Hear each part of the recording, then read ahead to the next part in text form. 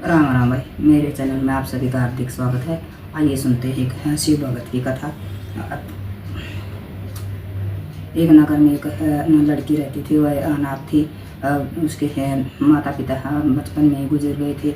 वह मेहनत मजदूरी कर कर अपना गुजारा कर रही थी। एक दिन काम पे से आते समय वह बहुत थकी हुई थी। रास्ते में एक पेड़ के नीचे बैठ गई और वहाँ बैठे बैठे उसने सामने देखा कि एक पत्थर सा पड़ा हुआ है। और उस पत्थर ने वह शिवलिंग जैसा लग रहा था। और फिर उसने देखा तो बोली कि यह तो है शिवलिंग है, यहाँ कोई इसकी सेवा नहीं करता, इसकी देखभाल नहीं करता। आज से मैं इसकी सेवा करूँगी और इसकी पूजा पाठ करूँगी। यह कहकर फिर वह अपने घर चली गई। और हर रोज़ उधर जाते समय शिवलिंग पर जल चढ़ाती, फूल चढ़ाती और उस पर माथा टेक कर विनती कर कर आगे अपने काम पे चली जाती। ये तो है यह उसने वहाँ एक कटाई का काम मिला हुआ था। खेत में खेत में कटाई कर रहे थे। फिर वहाँ उसने एक और सीमा नाम की लड़की मिली। तो वह बोली है कि बहन, अब तो यह काम है 2 दिन में ख़त्म हो जाएगा, फिर क्या करेंगे, कुछ सोचा है? फिर वह बोली नहीं। सीमा बोली है कि हाँ, एक साहूकार के घर है, साहूकार के यहाँ घर के काम हो रहा है, तो वहाँ मजदूरों की ज़रूरत है। मैं परसों आ जाऊँगी, तुम भी आ जाना। बोली ठीक है, मैं भी आ जाऊँगी। वह आते समय फिर बोली वहाँ मजदूरी करने के लिए जाने लगी। तो शिवलिंग पर जल चढ़ाकर प्रार्थना कर कर चली है कि हे शिव जी महाराज, मुझे अच्छे से नए काम पर जा रही हूँ, वहाँ मुझे काम दिलाना और मेरी अच्छी सी नौकरी लगवा देना। तो वह यह कहकर और चली गई। सेठ के वहाँ जाने के बाद में सेठ बोला अगर तुम्हें मजदूरी के साथ साथ 2 टाइम की रोटी मिलेंगी और हर रोज़ 100 रुपये मिलेंगे।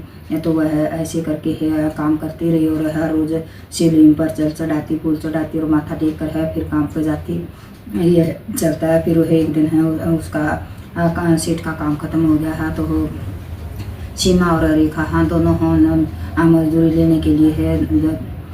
लेने के लिए सेठ के पास गई है। तो बोली हे सेठ जी हैं, हमारे पैसे दे दो। बोले किस बात के पैसे हैं? बोले आपने जो हमारी मजदूरी के पैसे जो आपने बोला था कि भैया रोज़ 100 रुपये मिलेंगे। बोले हाँ, आपने काम किया है और 2 टाइम की रोटी खाई है, काम बराबर हुआ है, कैसी मजदूरी, जाओ भागो यहाँ से। अगर मेरा गुस्सा चढ़ गया तो मैं फिर पता नहीं क्या करूँगा। सीमा यह समझ से कि चुकी थी कि हे भाई, यह सेठ पैसे देने वाला नहीं है। वह वहाँ से चली आई और रेखा शाम को बहुत दुखी हुई और रात को सोते बेड पर लौट कर रोने लगी और उसकी आंखों में आंसू थे। और छत की तरफ देखकर सोचना कहने लगी है कि हे मैं ये छत की मरम्मत करवाती, अब बारिश होने वाली है, फिर छत से पानी गिरेगा तो अब मैं क्या करूँगी। फिर उसने अपनी माँ की कही हुई बात याद आ गई कि भाई मुसीबत में कोई नहीं होता तो उस समय भगवान को होता है, भगवान को पुकारना चाहिए, भगवान को याद करना चाहिए। फिर उसने सुबह जल चढ़ाया शिवलिंग पर और फूल पत्ते चढ़ाए और विनती करी है। उसके रोते रोते बोली ये शिव जी महाराज है, मैं क्या करूँ, मेरे साथ धोखा हुआ है, मेरे साथ छल हुआ है। उस साहूकार ने मेरे को मजदूरी नहीं दी। वह रोते रोते उसने शिवलिंग पर मत्था टेका तो कुछ उसी समय एक तेज प्रकाश हुआ और आवाज़ आई। बोली हे पुत्री ही उठो।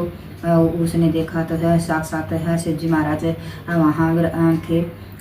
तो उसने शिव जी महाराज से विनती की कि हे प्रभु, मुझे मेरी मजदूरी दिलवा दो, मैं अब क्या करूँगी। शिव जी महाराज बोले हे पुत्री ही चिंता मत करो, और तुम्हारी भक्ति भी पूरी हुई, तुम्हारी 40 दिन की मजदूरी में मिलेगी, तुम चिंता मत करो। तो यह कहकर शिव जी महाराज अंतर्ध्यान हो गए और सेठ ने फसल भी बेच दी थी। वो साथ साथ फसल का भी है देख रेख करती थी और घर का काम भी करती थी, मजदूरी करती थी। तो वो उसने काफ़ी धन मिल गया। सेठ ने हुआ गिन गिन कर नोट अलमारी में रख रहा था। फिर है उसकी ही बेटी आई तो वो बोली है कि हे पिताजी मुझे है कुछ पैसे दो, मैंने काफ़ी दिन हो गए ड्रेस लाए, मैं ड्रेस भी लेके आऊँगी और कानों के झुमके भी लेके आऊँगी। फिर हंसकर है सेठ बोला, हाँ क्यों नहीं, मैं मेरी बेटी को पैसे नहीं दूंगा तो और किसको दूंगा, ये पैसे तुम्हारे लिए हैं। सेठ ने है अलमारी खोल कर है न उससे है पैसे देने लगा तो देखा तो हो नोटों के हैं जगह का कोरे कागज हैं। वह बहुत दुखी हुआ और बहुत रोया, हे प्रभु ये क्या हो गया। फिर वह बोली, है पिताजी आप चिंता मत करो, आपके है दूसरी अलमारी में गहने तो हैं, उनसे काम चल जाएगा। सेठ ने फिर उस दूसरी अलमारी को खोल कर देखा तो हो उसमें है गहनों की जगह है अलमारी में सांप बैठे हैं। तो वह उसकी बेटी है चिल्लाती हुई भागी वहाँ से सांप सांप करती हुई। तो सेठ डरते हुए ने झट से अलमारी बंद कर दी।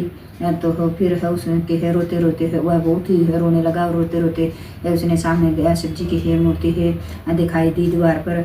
तो शिव जी के वहाँ आकर है शिव जी से है प्रार्थना करने लगा, हे शिव जी महाराज है ये है आपकी क्या लीला है, आप मेरे साथ ऐसा क्यों कर रहे हो। अब है मैं तो बिल्कुल कंगाल हो गया, मैं तो मर गया।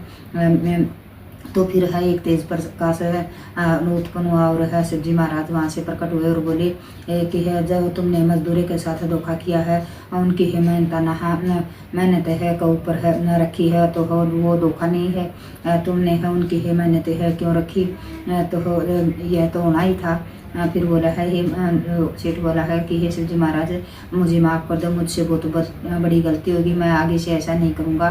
तो शिव जी महाराज बोले जितने भी है मजदूर थे हैं जिसकी तुमने मजदूरी मारी है वह है उनकी है मजदूरी दो और है एक लंगर बैठाना भाई जो भी भूखे प्यासे हैं वो भोजन कर सकें। बोला ठीक है महाराज है हे शिव जी महाराज जैसे आप बोलोगे मैं वैसे ही करूँगा।